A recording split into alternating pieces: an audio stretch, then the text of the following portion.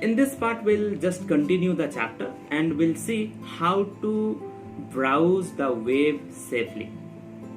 So few guidelines in order to secure your information. So we should obey these guidelines. You have to avoid the temptations to open email attachment and download from unreliable resources. Resisting the urge to double click anything in your mailbox. Sometimes we are in a hurry, we are just double clicking always. No need to do. And always you install a reliable antivirus scanning software. Update your system regularly and keep the regular data backup. Okay. So next we'll discuss about how to maintain privacy. Maintaining privacy means what? Just to preserve confidentiality of information related to an individual or in a group of organizations. That is called that is privacy. So regular that supports privacy consider that every individual has the right not to publicize everything related to them. So some issues of the privacy includes, I'm just telling you, access to personal information, ethical responsibility of business. I'm giving you the headings only and just you remember these headings. Adequate disclosures, personal communications. These are few privacy includes issues are there that I told you. Again I'm telling you, access to personal information, ethical responsibility to business, means fair disclosures to term and employment, policy and procedures to be followed, etc. Adequate disclosures involves maintaining balance between the right to information and privacy of the individuals. The data that is not required to be disclosed should not be disclosed. Personal communications in the similar way. So like maintain privacy, next one is protect your identity. Identity theft is type of a crime that leads to the loss of personal data of an individual. The personal data of an individual might include his username, password, banking information, etc. This personal data can then be used by online thieves without your permissions to commit fraud or crime. Okay, this some ways just we'll discuss how to, that means which identity of the persons can be tracked while browsing the web. How to track? IP address, by the help of IP address. It is a unique address assigned to computer on the internet. A website can easily determine your geographical location by the help of your IP address. That we can do. Another one is the cookies. Cookies is just like a file that contains small textual information about the activity of the user. For example, it may contain your login details of a particular website so that you may visit some website again. Sometimes we are storing like that, na? You are storing or not?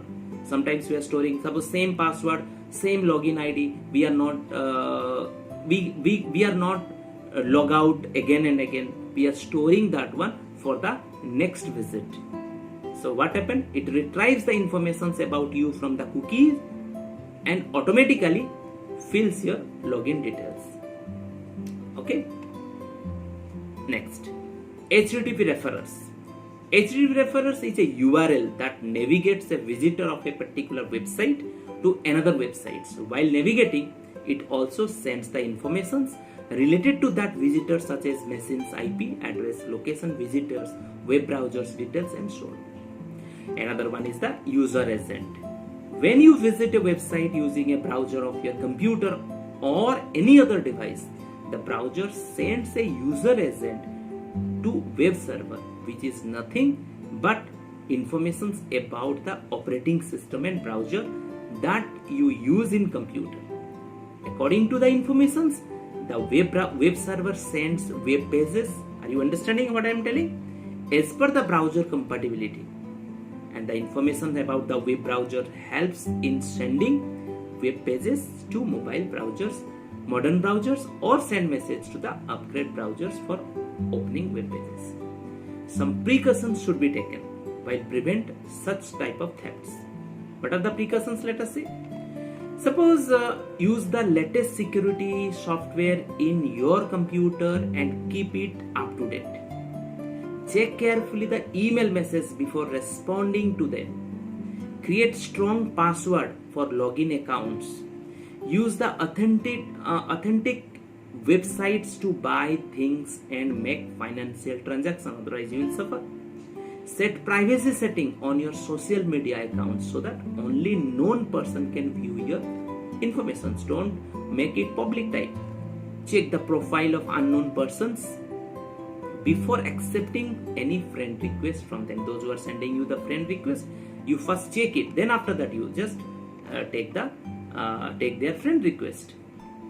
Next part we'll discuss maintain confidentiality. Confidentiality ensures that only an unauthorized person can access the network resources to get the valuable information provided on the network. One example I am giving you.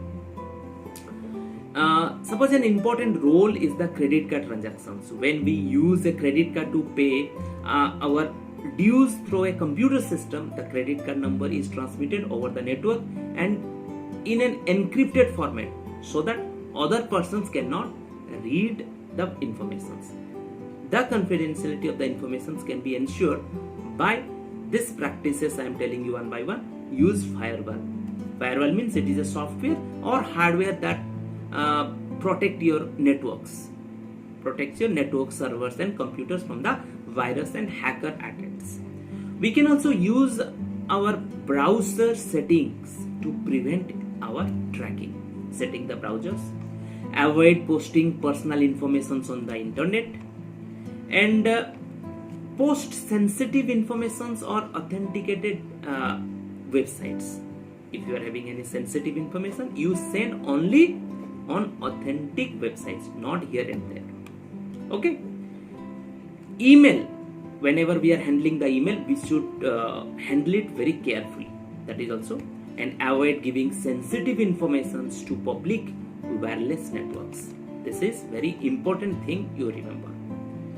So, how to use our password? How to use the proper use of the password? Password, you know, it is a secret word or a phrase that is generally used for gaining access to some device. It can be created by using numbers, words, symbols, alone or in combinations. Okay, so this proper uses, just I'll tell you. Hackers can easily crack the passwords. Due to these reasons, I'm telling you, users want to keep their password simple so that password can be remembered. We are using like that. User create the passwords that is relevant to the users, their lives. According to their lives, they are keeping the passwords. Users often use the same password for the different accounts also, because just to remember, otherwise they will not face any difficulties. That is the thing there. For that reason they are doing. So a strong password for email is very much necessary. So this criteria I am telling you, you remember whenever you are creating a password, you make it strong. How to make it strong? It should be minimum 8 characters long. Should be combinations of words and letters also, and some special symbols also. Should not be any name of your family members, important dates, names of pets, passport numbers, your license number, hobbies, etc. Avoid using dictionary words as password, and must not include any part of user's account name in the password. And whenever you will set the password, these things you remember, you use special characters just like hash sign, dollar sign, percentage sign, @ sign, ampersand sign. Numbers you use, uppercase letter you use, lowercase letter use, then only it will be a strong password. Okay, then we'll discuss about the cyber crimes. Okay, crime is an act that is considered wrong in eyes of the law, and while the breach means what? That is break of criminal law is the conventional crime. The breach or break of the cyber ethics is called the cyber crime, and can be categorized into this process I am telling you. Crime against individuals, just like includes threats, harassment through the use of IT, And crimes against data and hardware involves harming the data and hardware through the unauthorized and illegal means of sending a virus in the system and stealing the data. Crime against the society involves all kinds of acts performed with the intended persons for the society, using these ITs to the support terrorism, cracking the security. So these things are some category of the crimes. Some acts that passed by the government to discourage the cyber crimes, just I'm telling you, just Computer Security Act of 1987. This act requires the agency that store the personal information of their clients to provide regular training to their employees on how to handle confidential data, audit the data, implement procedures to maintain the data integrity. Cyberspace Electronic Security Act. This act also introduced in 1999 to protect sensitive information through the encryption keys and cryptography. Cyber Security Enhancement Act. This also it was in 2002 that allows that is federal agencies to access the internet service provider and monitor the communications. Okay, the suspected committing computer crimes through the internet. So now we'll discuss about cyber stalking. Cyber stalking is a type of crimes in which an attacker stalks or harasses or user by using the electronic means of communication such as email, online chatting, etc. There are a number of ways that you can use the guard yourself against cyber stalking. How? Always be vigilant of the physical accessibility always of your computer or other devices on which you access the internet. Okay, cyber stalkers always usually attack hardware devices or install spying software also. You must log out from the device or from online accounts properly when you are leaving the computer. Sometimes you are keeping like that. Do not share your password with others and make habit of changing password regularly. Never share your plan online or on social media sites. A lot of information is generally displayed on the social media accounts, which includes your picture name, addresses, mobile number, date of birth.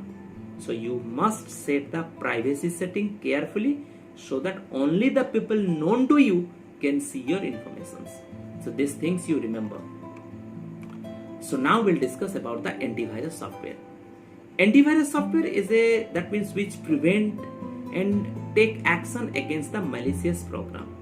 It can protect your computer system. It can detect the virus, worms, and protects our computer properly.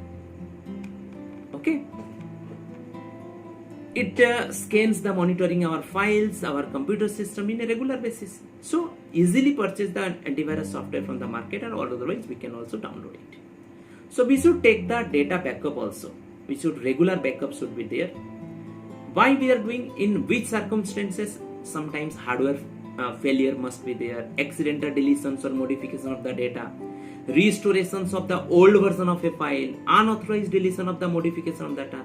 So in such cases we need to back up our data.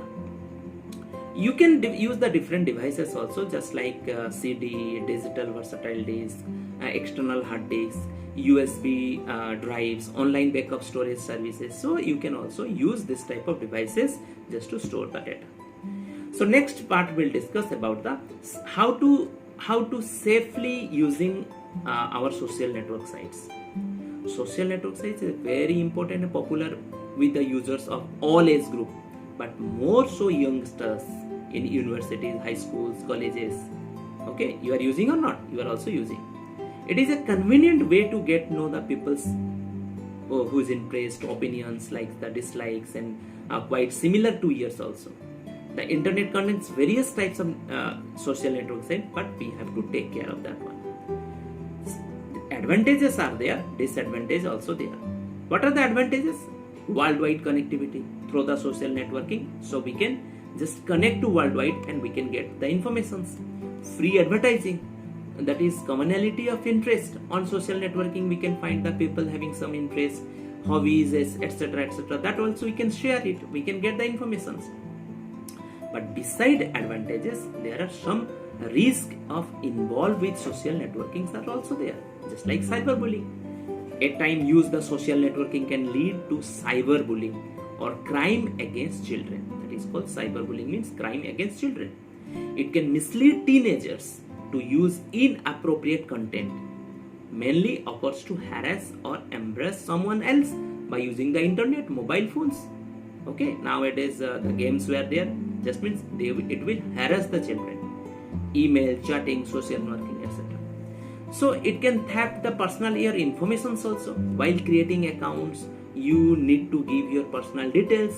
Sometimes that is fraudsters steal these informations and misuse it.